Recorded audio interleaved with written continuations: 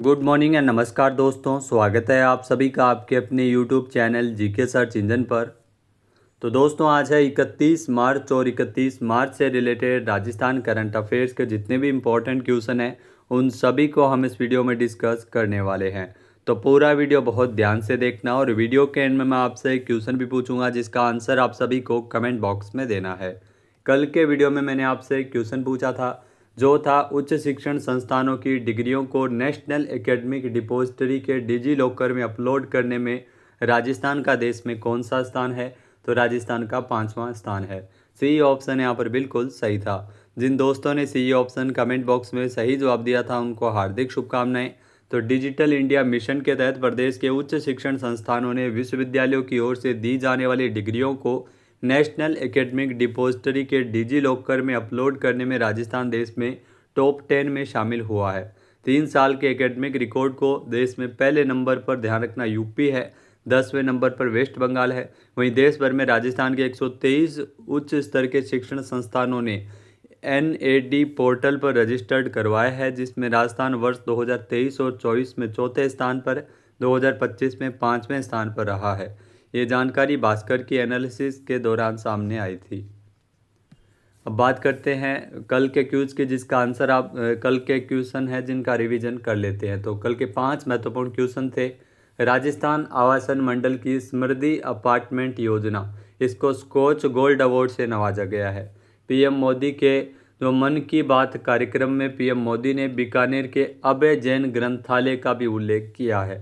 Next है जिलों की नगरी उदयपुर में 20 मार्च से 3 दिवसीय दूसरे राजस्थान इंडस्ट्रियल ट्रेड एक्सपो राइटेक्स 2026 का आयोजन है वो किया गया है। नेक्स्ट है मुख्यमंत्री भजनलाल शर्मा ने Rajasthan cyber crime coordination centre R4C की स्थापना किए जाने की घोषणा की है।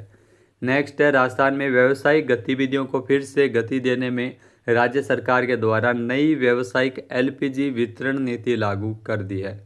तो चलिए शुरू करते हैं आज के राजस्थान करंट अफेयर्स। पहला क्वेश्चन है निम्नलिखित कथनों पर विचार कीजिए। 2 कथन यहाँ पे दिए गए हैं। पहला है कि 27वें national deaf senior sports championship के तहत आयोजित टेबल टेनिस प्रतियोगिता में जोधपुर की राखी अट्टल इन्होंने 3 मेडल जीते हैं। यानी कि पहला कथन बिल्कुल सही है, इन्होंने 3 मेडल जीते हैं जिसमें 1 रजत है और 2 कांस्य पदक शामिल है। नेक्स्ट है अगर बात करें दूसरा कथन की, तो दूसरा है कि टेबल टेनिस प्रतियोगिता का आयोजन 25 से 26 मार्च को चंडीगढ़ में किया गया। तो ये भी बिल्कुल सही है। दोनों ही कथन यहाँ पे सत्य दिए गए हैं। ए ऑप्शन यहाँ पर बिल्कुल सही है, जो आप तस्वीर में देख सकते हैं यही है। राखी अट्टल इन्होंने 3 मेडल जीते हैं।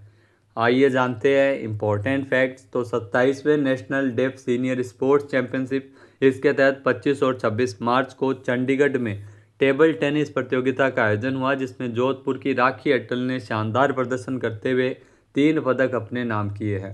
उन्होंने महिला एकल स्पर्धा में कांस्य पदक जीता है। इसके अलावा महिला टीम स्पर्धा में अहम भूमिका निभाते हुए टीम को रजत पदक दिलाया, जबकि महिला युगल में भी इन्होंने कांस्य पदक जीता था।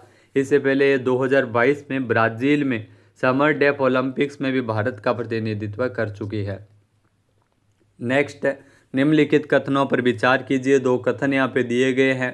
पहला है कि हवाई यात्रियों को राहत देते हुए जयपुर इंटरनेशनल एयरपोर्ट पर प्रदेश का पहला उड़ान यात्री कैफ़े की शुरुआत की गई। मोस्ट इंपॉर्टेंट क्वेश्चन है, एग्जाम में आपको आने वाले एग्जाम में ज़रूर देखने को मिलेगा। तो ये राजस्थान का पहला उड़ान यात्री कैफ़े है जिसकी शुरुआत जयपुर इंटरनेशनल एयरपोर्ट पर की गई है। फिर है कि इस कैफ़े में शुरू होने से अब यात्रियों को एयरपोर्ट पर भी किफ़ायती दरों पर खाद्य सामग्री मिलेगी। तो ये भी बिल्कुल सही है। कथन 1 व 2 दोनों ही यहाँ पे सत्य है। ए ऑप्शन यहाँ पर बिल्कुल सही हो जाएगा। आइए जानते हैं इम्पोर्टेंट फैक्ट्स। तो हवाई यात्रियों को राहत देते हुए जयपुर इंटरनेशनल एयरपोर्ट पर प्रदेश के पहले उड़ान यात्री कैफ़े की शुरुआत कर दी गई है।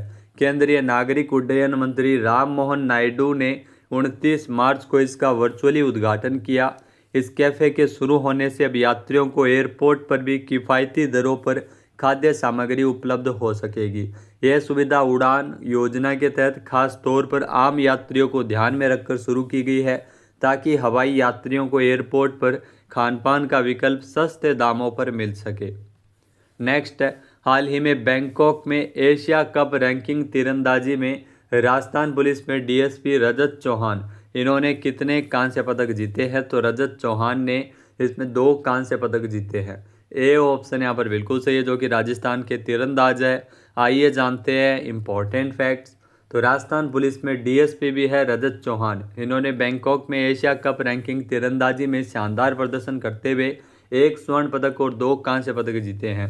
रजत ने रैंकिंग राउंड में 712 स्कोर के साथ नंबर 1 रैंक भी हासिल की है। जबकि पुरुष टीम में रजत, उदय और कंबोज ऋषभ यादव में सेमीफाइनल में वियतनाम से 234-233 के अंतराल से हार का सामना करना पड़ा था। कांस्य पदक मुकाबले में भूटान को 234-232 से हराया, जबकि व्यक्तिगत मुकाबले में सेमीफाइनल में इंडिया के प्रथमेश जावरकर से 149-148 से हार का सामना करना पड़ा था। नेक्स्ट है, निम्नलिखित कथनों पर विचार कीजिए। 2 कथन दिए गए हैं। पहला है कि राजस्थान के आर्थिक एवं सांख्यिकी निदेशालय द्वारा विकसित फूड और न्यूट्रिशन सिक्योरिटी एनालिसिस डैशबोर्ड को प्रतिष्ठित स्कॉच गोल्ड अवार्ड से नवाजा गया, जो बिल्कुल सत्य कथन है। फिर है कि ये सम्मान नई दिल्ली में स्थित नेशनल हैबिटेट सेंटर में स्कॉच समिट के दौरान प्रदान किया गया, तो ये भी बिल्कुल सही है। इसमें कथन 1 व 2 दोनों ही यहाँ पे सत्य दिए गए हैं। सी ऑप्शन यहाँ पर बिल्कुल सही है। आइए जानते हैं इम्पोर्टेंट फैक्ट्स। तो दोस्तों, राजस्थान के जो आर्थिक एवं सांख्यिकी निदेशालय, इसके द्वारा विकसित फूड एवं न्यूट्रिशन सिक्योरिटी एनालिसिस डैशबोर्ड को प्रतिष्ठित स्कॉच गोल्ड अवार्ड 2025 से नवाजा गया। मोस्ट इम्पोर्टेंट क्वेश्चन है, एग्जाम में ज़रूर मिल सकता है। ये सम्मान 28 मार्च को नई दिल्ली में स्थित नेशनल हैबिटेट सेंटर में आयोजित स्कॉच समिट के दौरान प्रदान किया गया।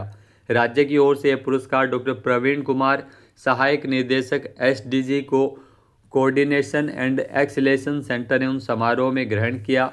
यह डैशबोर्ड राज्य में खाद्य एवं पोषण सुरक्षा की स्थिति का जिलेवार आकलन प्रस्तुत करता है।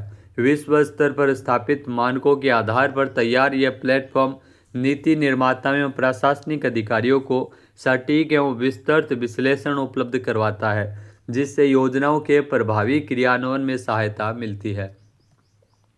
नेक्स्ट, राजस्थान के सरकारी स्कूलों में पहली कक्षा में प्रवेश के लिए न्यूनतम आयु क्या निर्धारित की गई है? यहाँ दोस्तों, राजस्थान में जो सरकारी स्कूलों में अब पहली कक्षा में प्रवेश के लिए न्यूनतम आयु 5 वर्ष कर दी है। ए ऑप्शन यहाँ पर बिल्कुल सही है। आइए जानते हैं इम्पोर्टेंट फैक्ट्स।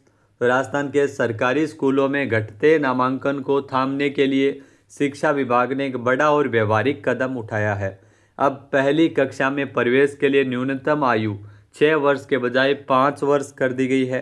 इस फैसले से उन हजारों अभिभावकों को बड़ी राहत मिलेगी जिन्हें अपने बच्चों के दाखिले के लिए 1 साल का लंबा इंतजार करना पड़ता था। राष्ट्रीय शिक्षा नीति के तहत 6 साल की आयु अनिवार्य होने से पिछले सत्र में प्रदेश की 73,272 स्कूलों में करीब 3.5 लाख बच्चों का नामांकन कम हो गया था। अब दोस्तों, बात करते हैं सूजस ई प्रश्नोत्तरी की। तो सूजस ई प्रश्नोत्तरी संख्या 37, जो कि 27 मार्च को प्रकाशित की गई थी, उसमें पहला क्वेश्चन है, राजस्थान में राज्य और जिला स्तर पर अंबेडकर पुरस्कार किस विभाग के द्वारा प्रदान किया जाता है? तो राज्य और जिला स्तरीय ये अंबेडकर पुरस्कार है, जो कि सामाजिक न्याय और अधिकारिता विभाग के द्वारा प्रदान किया जाता है। बी ऑप्शन यहाँ पर बिल्कुल सही है, और राज्य स्तर पर भी पुरस्कार मिलता है और जिला स्तर पर भी मिलता है। नेक्स्ट है, राष्ट्रीय शिक्षा नीति 2020 के प्रभावी क्रियान्वयन के लिए अध्यादेश लागू करने वाला राजस्थान का प्रथम विश्वविद्यालय। ये पहले भी हम डिस्कस कर चुके हैं, सूजस ई प्रश्नोत्तरी में भी आ चुका, तो इम्पोर्टेंट क्वेश्चन है, तो ये ध्यान रखना। महर्षि दयानंद सरस्वती विश्वविद्यालय, ये जो राष्ट्रीय शिक्षा नीति 2020 के प्रभावी क्रियान्वयन के लिए अध्यादेश लागू करने वाला राज्य का प्रथम विश्वविद्यालय है। सी ऑप्शन यहाँ पर बिल्कुल सही है। नेक्स्ट है, क्षय रोग किस जीवाणु के कारण होता है? तो ये साइंस का क्वेश्चन है। क्षय रोग यानी टीबी, जो कि एक रोग है, और ये आपको बता दें कि टीबी रोग है, क्षय रोग होता है माइक्रोबैक्टीरियम ट्यूबरकुलोसिस जो जीवाणु के कारण। बी ऑप्शन यहाँ पर बिल्कुल सही हो जाएगा। नेक्स्ट है, राजस्थान में किस शहर को सिटी ऑफ 100 आइलैंड्स के उपनाम से जाना जाता है? तो ये क्वेश्चन थोड़ा घुमा के पूछा है, इस प्रकार से भी एग्जाम में आ सकता है, क्योंकि सिटी ऑफ 100 आइलैंड्स यहाँ पर तो पर्यटन को लेकर विकास कार्य किया जाएगा, तो सिटी ऑफ 100 आइलैंड्स के नाम से जाना जाता है बांसवाड़ा को। सी ऑप्शन यहाँ पर बिल्कुल सही हो जाएगा। नेक्स्ट है औद्योगिक पार्क प्रोत्साहन नीति 2026 के तहत निजी क्षेत्रों में औद्योगिक पार्कों को कितने मॉडल पर विकसित करने का प्रावधान है। तो इसमें ध्यान रखना टोटल 4 मॉडल पर विकसित करने का प्रावधान है नई औद्योगिक प्रोत्साहन पार्क प्रोत्साहन नीति, जिसकी घोषणा राजस्थान सरकार के द्वारा की गई थी और इस नीति को लॉन्च भी किया गया है। यानी कि सी ऑप्शन यहाँ पर बिल्कुल सही है। अब बात करते हैं आज के हमारे क्विज के, जिसका आंसर आप सभी को कमेंट बॉक्स में देना है। तो आज का क्विज है, उदयपुर में राजस्थान औद्योगिक व्यापार एक्सपो 2026 का कौन सा संस्करण है जिसका आयोजन है वो किया गया है। एक बार फिर से सुनिएगा, उदयपुर में राजस्थान औद्योगिक व्यापार एक्सपो 2026 के कौन से संस्करण का आयोजन है वो किया गया है। सही आंसर आपको कमेंट बॉक्स में देना है और अगर ये वीडियो आपको पसंद आए तो इसे आप लाइक और शेयर करना बिल्कुल ना भूलिएगा। चैनल पे नए जुड़े हो, सब्सक्राइब नहीं किया है तो अभी सब्सक्राइब बटन पर क्लिक करें। इस वीडियो की जो PDF फाइल है वो आप वीडियो के डिस्क्रिप्शन बॉक्स से डाउनलोड कर सकते हैं। क्वेश्चन आंसर आप वोट करके भी कर सकते हैं। वीडियो देखने के लिए धन्यवाद। जय हिंद, जय भारत, जय राजस्थान। इसके अलावा दोस्तों आपको बता दें कि राजस्थान करंट अफेयर्स का मार्च महीने का करंट अफेयर्स का रिवीजन है वो आपको आज 10 बजे से देखने को मिलेगा। तो उसको ज़्यादा से ज़्यादा शेयर करना। PDF फाइल आप वीडियो के डिस्क्रिप्शन बॉक्स से डाउनलोड कर सकते हैं। जय हिंद, जय भारत, जय राजस्थान।